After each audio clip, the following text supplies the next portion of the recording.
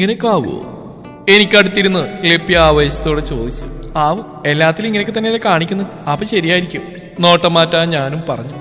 നിങ്ങൾക്കിതൊന്നും അറിയത്തില്ല പെണ്ണുമ്പിള്ളേ.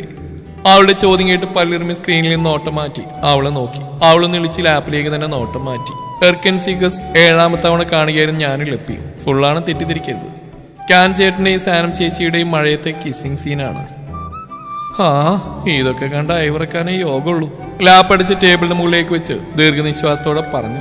അങ്ങനെ അയവിറക്കാനുള്ളതല്ല, ഇതൊക്കെ എക്സ്പ്ലോർ ചെയ്യണം. ബെഡിൽ നിന്നും ചാടി എണീറ്റു പറയുന്നവളെ ഞാൻ നെറ്റി വിളിച്ച് നോക്കി. വൈകിട്ട് അമ്പലത്തിൽ പോയിട്ട് ബിന്ദുമേമയുടെ അടുത്ത് പോകണമെന്ന് അമ്മ പറഞ്ഞില്ലായിരുന്നോ? അതുകൊണ്ട് ഇളിയോടെ പറയുന്നവളെ ഞാനൊന്ന് കൂർപ്പിച്ച് നോക്കി. അല്ല, അച്ചുവേട്ടൻ വന്നിട്ടുണ്ടല്ലോ, കല്യാണം ഉറപ്പിച്ചിട്ട് പിന്നെ കണ്ടിട്ടില്ലല്ലോ, ഒന്ന് ട്രൈ ചെയ്താൽ. കാലിന്റെ പെരുവിരൽ കൊണ്ട് നിലത്ത് വട്ടം വരച്ച് കളിക്കുന്നവളെ നോക്കി ഞാൻ ഓക്കാനിക്കുന്ന പോലെ കാണിച്ചു. നിങ്ങൾ കുശുമ്പല്ലേ പെണ്ണുപിള്ളേ? കണ്ണു തുറപ്പിച്ച് നോക്കുന്നവളെ പൂച്ചേച്ച് വിട്ടു. പിന്നെ കുശുംബിക്കാൻ പറ്റിയ മുതല്. എന്റെ വല്യച്ഛന്റെ മോനെ അച്ചുവേട്ടന്റെ അടുത്തേക്ക് നീ ഉമ്മയും ചോദിച്ച് പോകാൻ പോകുന്നേ. ഇപ്പൊ കിട്ടും, നോക്കിയിരുന്നോ. 5-6 പൂച്ചം കൂടി പറത്തി വിട്ടു. വെറുതെ അല്ല സ്ത്രീയെ നിങ്ങളിങ്ങനെ നിൽക്കുന്നു. കുശുംബി എനിക്കുള്ള ഞാൻ എങ്ങനെയും വാങ്ങിക്കും. നിങ്ങൾ വേണമെങ്കിൽ എൻ്റെ ഏട്ടനെ പോയി പ്രലോഭിപ്പിക്കുക. അതും പറഞ്ഞ അവൾ ലാപ്പും എടുത്തടുത്ത് മുറിയിലേക്ക് പോയി. എന്ത്, ഇന്നലത്തെ മഴയിൽ മുളച്ചിൽ വരെ എന്നെ പൂച്ചിക്കുന്നോ? സമ്മതിക്കില്ല. ഇന്ന് അതിയാൻ്റെ കയ്യിൽ നിന്ന് ഉമ്മ വാങ്ങിയിട്ടേ ഉള്ളൂ. ബെഡിൽ നിന്ന് ചാടി എണീറ്റ് കുർത്തയുടെ സ്ലീവ് തെരുത്തിയേറ്റ് താഴേക്ക് ഓടി. എങ്ങോട്ടാ വാണി? അടുക്കള വാതിൽ കിടന്നോടുമ്പോൾ അമ്മ പുറകേന്ന് വിളിച്ചു ചോദിക്കുന്നുണ്ടായിരുന്നു. മാമിയുടെ അവിടെ വിളിച്ചു പോയി പുറകിലെ കെട്ടിയാടി കിടന്നോടി. മാമി വിളിച്ചുകൊണ്ട് അടുക്കള വാതിൽക്കൽ നിന്ന് നോക്കുമ്പോൾ മാമി നിന്ന് ഉണ്ണിയപ്പം ഉണ്ടാക്കുന്നു. ഉയ്യോ! ആക്രാന്തിൽ ഒരെണ്ണെടുത്തും ചൂട് കാരണം തിരിച്ചിട്ടു. നിനക്ക് വേണ്ടി തന്നെ എന്റെ വാണി, ആറട്ടെ. എളിക്ക് കൈ കൊടുത്ത് മാമി പറഞ്ഞപ്പോൾ ഇളിച്ചു കാണിച്ചു. പിന്നെ സാവധാനത്തിൽ ഒരെണ്ണെടുത്ത് ചൂടൂതി കഴിച്ചു. ഇടയ്ക്കിടെ കണ്ണ് മുകളിലേക്കുള്ള സ്റ്റെയറിന്റെ അങ്ങോട്ട് പോയി. ഇവിടുത്തെ ഇളയ സന്താനം കുറെ നേരം അങ്ങോട്ട് വന്നിട്ട് എവിടെ? ആടെ സിനിമയും കണ്ടിട്ടുണ്ട്. ഉണ്ണിയപ്പം കയറ്റുന്നതിൽ പറഞ്ഞു. ദാ ഇതുകൊണ്ട് പോയി അവന് കൊടുത്തിട്ട് വാ. അതിനല്ലേ ഇവിടെ ഇങ്ങനെ ചുറ്റിപ്പറ്റി നിൽക്കുന്നു. കയ്യിലേക്ക് ഒരു പ്ലേറ്റിൽ കുറച്ച് ഉണ്ണിയപ്പെടുത്തെന്ന് മാമി പറഞ്ഞപ്പോൾ ഒന്ന് ഇളിച്ചു കൊടുത്തു. കണ്ടുപിടിച്ച് കള്ളി. കവിളിലൊരു നുള്ളും കൊടുത്ത് മുകളിലേക്ക് ഓടി. അവിടെ ഏറ്റവും അറ്റത്തുള്ള മുറിയുടെ അടുത്തെത്തി ശ്വാസം ഒന്ന് എടുത്തുവിട്ട് ചാരിക്കിടന്ന വാതിൽ മേലെ തുറന്നു. ദോ ഇരിക്കുന്നു ഞാൻ അന്വേഷിച്ചു വന്ന മുതൽ ബുക്കും നിന്നുണ്ട്. ഇത് ഞാൻ ഏതു നേരം ഇതേ ഉള്ളൂ. നോക്കി, ഞാൻ വന്ന് അറിഞ്ഞിട്ട് കൂടിയില്ല. ഒന്ന് കൂർപ്പിച്ച് നോക്കി. പിന്നെ ആവശ്യന്റെ ആയതുകൊണ്ട് മുഖത്ത് ചിരിയൊട്ടിച്ച് അടുത്തേക്ക് വന്നു. ബാലുവേട്ടാ. തേനും പാലും ചേർത്ത് വിളിച്ച് ബൊക്കിൽ നിന്ന് കണ്ണുയർത്തി എന്നെ നോക്കി. എന്നിട്ട് എന്താണെന്ന് പുരിയുമെത്തി ചോദിച്ചു. മാമി തന്നതാ. പ്ലേറ്റ് മുന്നിലേക്ക് നീട്ടി ചിരിച്ചുകൊണ്ട് പറഞ്ഞു. അവിടെ വെച്ചേക്ക്. പറഞ്ഞിട്ട് വീണ്ടും മുഖം ബുക്കിലേക്ക് പൂഴ്ത്തി. പ്ലേറ്റ് ഇത്തിരി ശക്തിയിൽ ടേബിൾ വെച്ച്. എന്നിട്ടും അങ്ങേർക്കൊരു മൈൻഡില്ല. ഈശ്വര, ഇനിയും വിശ്വാമിത്രനെ തപസ്സെടുക്കാൻ ഞാൻ ഏത് ക്യാബറെ കളിക്കണം? മേലോട്ട് നോക്കി നിന്ന് പോയി. നീ പോണില്ലേ? അത് കേട്ട് വീണ്ടും മുഖത്ത് ചിരിയൊട്ടിച്ച് ആ മുഖത്തേക്ക് നോക്കി. എന്നെ തന്നെ പുരികമുയർത്തി നോക്കി നിൽക്കുന്നു. ഞാനും ലപ്പിയും കൂടി ആറ്റി പോകുന്നുണ്ട്. ഏട്ടൻ്റെ ഇതിലും ഡ്രസ്സ് അലക്കാനുണ്ടോ? താളം ചവിട്ടി ചോദിച്ചപ്പോൾ അവിടെ ചുളുങ്ങിയ നെറ്റി ഒന്നുകൂടെ ചുളുങ്ങി. എന്താ കാര്യം? എന്നിൽ നിന്ന് ഓട്ടം വീണ്ടും ബുക്കിലേക്ക് മാറ്റി ചോദിക്കുന്നു. എന്ത്? വളരെ നിഷ്കളങ്കമായി ചോദിച്ചു. എന്തോ കാര്യമുണ്ടല്ലോ, അല്ലാതെ എന്റെ പൊന്നുമോൾ ഇത്ര സ്നേഹനിധി ആവില്ലല്ലോ. എന്നെ മുഴുവനായി പഠിച്ചു വെച്ചിരിക്കുക കൊച്ചു കള്ളൻ. എന്താണെന്ന ഭാഗത്തിൽ നോക്കിയപ്പോൾ ഞാനൊന്ന് വിളിച്ചു കാണിച്ചു. എന്താന്ന് വെച്ച് വേഗം പറഞ്ഞു. എനിക്ക് വേറെ പണിയുണ്ട്. ഇങ്ങനെ ഞാൻ ആ കൈയുള്ള ബുക്ക് പിടിച്ച് വായിച്ചു വെച്ചു. ഏത് നേരം ബുക്കിനകത്ത് ഇരുന്നോളൂ. കാര്യം നിങ്ങൾക്കൊരു മാഷ തന്നെയാ എന്നും പറഞ്ഞ് 24 മണിക്കൂർ ഈ പുസ്തകം പിടിച്ചോണ്ടിരിക്കണോ? കളിപ്പിട്ട് ചോദിച്ച് അവിടെ ഒരു സിരിയൊക്കെ വിടരുന്നുണ്ട്. ശരി, ഇനി പറ, എന്താ കാര്യം? കണ്ണാടി ഒരു ബുക്കിന്റെ മുകളിലേക്ക് വെച്ച് എണീറ്റെന്റെ മുമ്പിൽ വന്ന് ചോദിച്ചു. അത് എനിക്കൊരു കൂട്ടം വേണം. ഇല്ലാത്ത നാണത്തെ ഉണ്ടാക്കി തലവന് ചോദിച്ചു. എന്ത്? ദിവാകരേട്ടൻ്റെ കടയിൽ നിന്ന് പരിപ്പുടല്ലേ? വൈകിട്ട് അമ്പലത്തിൽ നിന്ന് വരുമ്പോ വാങ്ങാം. അങ്ങേര് പറയുന്നിട്ട് പകച്ച് ഞാൻ നോക്കിയെന്ന് പോയി. ബെസ്റ്റ് സാധനത്തിന്റെ അടുത്തുനിന്നാ ഞാൻ ഉമ്മ വാങ്ങാൻ വന്നു. എന്റെ തലവീതി. പല്ലുകടിച്ച് ദേഷ്യം അടക്കി. പിന്നെ ചിരിച്ചുകൊണ്ട് ഏട്ടനെ നോക്കി. അതല്ല. പിന്നെ അംബാസിഡറിൽ നിന്ന് ചിക്കൻ ബിരിയാണിയോ? അല്ല. പിന്നെന്താ? ബാർബിക്യൂ, ഷവർമ, അതോ ഫലൂഡയോ? ഇങ്ങനെ ഞാൻ ദേവി ശക്തി തരണേ. ഇതൊന്നുമില്ല. സിണുങ്ങിക്കൊണ്ട് ഞാൻ പറഞ്ഞു. അല്ലേ, സാധാരണ കഴിക്കാനുള്ള എന്തെങ്കിലും വാങ്ങാനുള്ള നീ ഇങ്ങനെ സോപ്പിടാറ്? പറയുന്നതിന് ഞാനൊന്ന് ദേഷ്യപ്പെട്ട് നോക്കി. കണ്ണുരുട്ടണ്ട, നിനക്കും എന്റെ പെങ്ങൾക്ക് കഴിക്കാൻ വാങ്ങി തന്ന എന്റെ ശമ്പളം മൊത്തം തീർന്നു. നോക്കിയ പറയുന്നു ദുഷ്ടൻ കൊരങ്ങൻ. എനിക്കിനി ഒന്നും വേണ്ട നിങ്ങളുടെ കയ്യിൽ നിന്ന്. ദേഷ്യപ്പെട്ട് തിരിഞ്ഞു പോകുന്ന കയ്യിൽ പിടിച്ചു പോലെ ചേർത്ത് നിർത്തി. അയ്യോ, ഞാൻ ചുമ്മാ പറഞ്ഞല്ലേ. എന്റെ വാണിക്കുട്ടിക്കല്ലാതെ വേറെ ആർക്കാ ഞാൻ എന്തെങ്കിലും വാങ്ങിക്കൊടുക്കുക? വീർപ്പിച്ച് വെച്ചേക്കുന്ന എന്റെ കവിൾ തട്ടി ചോദിച്ചു. ദയാലുവായ എന്റെ മനസ്സറിഞ്ഞു. അതില്ലേ? ഏട്ടന്റെ ഷർട്ടിന്റെ ബട്ടൺസ് പിടിച്ച് കളിച്ചുകൊണ്ട് പറഞ്ഞു. അതുണ്ട്.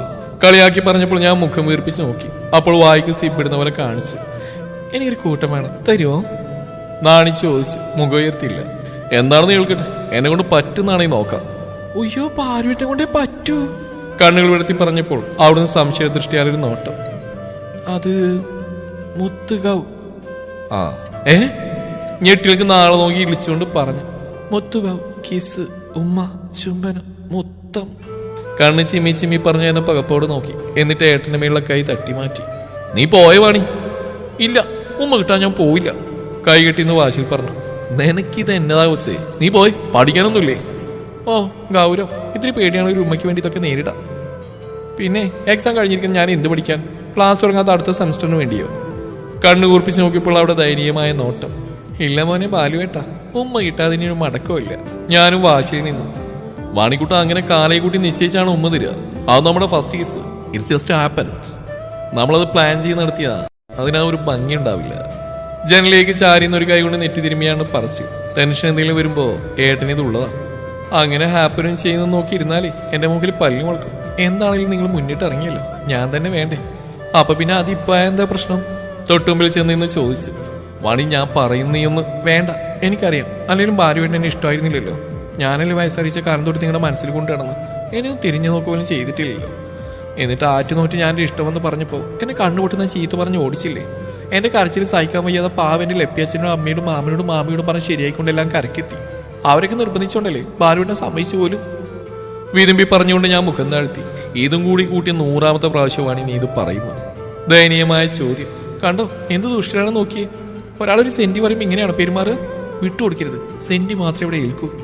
ആ ഇപ്പം എൻ്റെ പ്രണയകഥയും നിങ്ങൾക്ക് ബോറായി. വിഷമമുണ്ട് ബാലുവേട്ട, എനിക്കറിയാം. സുരേഷ് സാറിന് പകരം ആ ഭൂലോകരമ്പ സൂര്യ മിസ് വന്നതിന് ശേഷം ഏട്ടന് നല്ല മാറ്റമുണ്ട്. അവർക്ക് ഏട്ടന് ഭയങ്കര കാര്യമാണല്ലോ. ജഗാന്ന് തയ്ച്ച് വിളിക്കില്ല, ഒക്കെ ഞാൻ കാണുന്നുണ്ട്. അല്ലെങ്കിലും അവർ ഏട്ടന് ചേരുമല്ലോ, ലെക്ചറല്ലേ, നല്ല ജോലി, കാണാനും കൊള്ളാം. ഞാനോ കഷ്ടിച്ചരിഷ്ടി പാസ്സായി 3ാം വർഷം പകുതി എത്തി. എനിക്ക് എന്ത് പത്രാസല്ലേ ഉള്ളത്? മൂക്ക് വലിച്ച് പറഞ്ഞു. എൻ്റെ വാണി, നീ ദൈവദോഷം പറയുന്നത്. സൂര്യ നല്ലൊരു കൊളീഗ് മാത്രമാണ്. ഇനി അവർക്കങ്ങനെ എന്തെങ്കിലും ഉണ്ടെങ്കിൽ എൻ്റെ മനസ്സറിയ ഈ വാണിക്കുട്ടിയല്ലേ. എനിക്ക് നിന്നോട് ഇഷ്ടമുള്ളതുകൊണ്ടല്ലേടാ അച്ഛനും മാമിയും പറയുമ്പോൾ ഞാൻ സമ്മതിച്ച്. അല്ലാതെ ആർക്കെങ്കിലും നിർബന്ധിച്ച് സമ്മതിപ്പിക്കാൻ പറ്റുമോ? എൻ്റെ താടി പിടിച്ചു വരുത്തി ചോദിച്ചു. ഇത്തിരി സന്തോഷമൊക്കെ തോന്നിയെങ്കിലും സെന്റി മാറ്റിയില്ല. ഉമ്മയാണ് നമ്മുടെ ലക്ഷ്യം.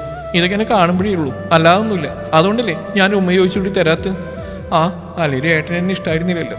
ഞാനല്ലേ വയസ്സറിയിച്ച കാലം തൊട്ട് നീ. ബാക്കി പറയും മുന്നേ എന്നെ ചേർത്ത് പിടിച്ച് ചുണ്ടിൽ ചുണ്ടമർത്തിയിരുന്നു. ഞാൻ വിടർന്ന കണ്ണുകളോടെ ഏട്ടനെ നോക്കി. എന്നെ കുറുമ്പോടെ നോക്കി കീഴ്ചുണ്ടിൽ പല്ലാഴ്ത്തിയതും എരിവ് വലിച്ച് കണ്ണിറുക്കി അടച്ചു. നോവേകിയ ചുണ്ടിൽ ഏട്ടന്റെ ചുണ്ടുകളും നാവും തന്നെ മരുന്നായി. ആദ്യമായിട്ട് അറിയുന്ന രുചിയിൽ ഏട്ടനിലേക്ക് ഞാൻ ചേർന്ന് ഇന്ന് പോയി. എന്റെ എല്ലാ പരാതികളും പരിഭവങ്ങളും അലിയുന്ന തരത്തിൽ ഏട്ടൻ എന്റെ ചുണ്ടുകൾ നിവർന്നു. ഏറെ നേരത്തിന് ശേഷം ശ്വാസം മുട്ടി ആ നെഞ്ചിലേക്ക് ചേരുമ്പോൾ എന്നെ ചേർത്ത് പിടിച്ചിരുന്നു. അല്പനേരത്തിന് ശേഷം എന്റെ മുഖം ഏട്ടന് നേർക്ക് പിടിച്ചുയർത്തി. ഇനിയും 4-5 മാസം കൂടിയേ നിന്റെ കോഴ്സ് തീരാനുള്ളൂ. അതുവരെ ഒന്ന് ക്ഷമിക്കും മിസ്സസ് ആവണി ജഗൻസ്. സിന്ദൂരം പടന്ന എന്റെ നെറുകിൽ ചുണ്ടമർത്തിക്കൊണ്ട് ഏട്ടൻ പറഞ്ഞു. കാവളിയിലെങ്കിലും ഒരു ഉമ്മ കിട്ടുവാൻ സംശയിച്ചു വന്നപ്പോ ഫ്രഞ്ച് റവല്യൂഷൻ തന്നെ കെട്ടിയും പഠിപ്പിച്ചു തന്നു. ഇനി നാത്തൂന് ഒമ്പിച്ചെന്ന് ഗമക്ക് നിൽക്കാം. പിന്നെ മാണിക്കുട്ടി, ഡിഗ്രിയിലെ പഠിത്തം നിർത്താൻ കരുതണ്ട കേട്ടോ. നമുക്ക് PGയും B എടുത്തൊരു ടീച്ചറാവേണ്ടതാ. കൈ കെട്ടിയെന്ന് കള്ളച്ചിരിയോടെ പറയുന്ന ആളെ കണ്ണുമിഴിച്ച് നോക്കിയെന്നു. പിന്നെ ഒട്ടും സമയം കളയാതെ അടുത്തേക്ക് ഓടിച്ചെന്ന് ആ മുഖം പിടിച്ച് താഴ്ത്തി കവിളിലൊരു കടി കൊടുത്തു. നിങ്ങൾ ഒരിക്കലും നന്നാവില്ല മനുഷ്യ. തിരിഞ്ഞോടും മുമ്പ് അവൾ വിളിച്ചു കൂവി.